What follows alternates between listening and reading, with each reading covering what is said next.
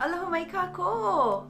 Today I get to talk about one of my most favorite sayings, which is Aloha ʻāina. Can you say that with me? Oh yeah. Aloha ʻāina. Mai ka'iloa. So a lot of times you'll hear this, especially in the Hawaiian movement today, but it's a term that is not brand new.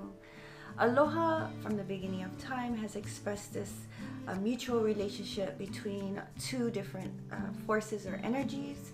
And in this case, Aloha ʻāina is talking about this relationship that's shared between Kanaka, human, and the ʻāina, or the kai, the ocean. And Joseph Navahi beautifully illustrates the idea of Aloha ʻāina, and he describes it as being this inner compass within us that never ever steers us wrong.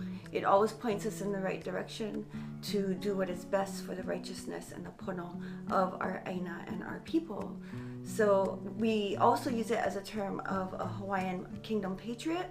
So it has a lot of different meanings.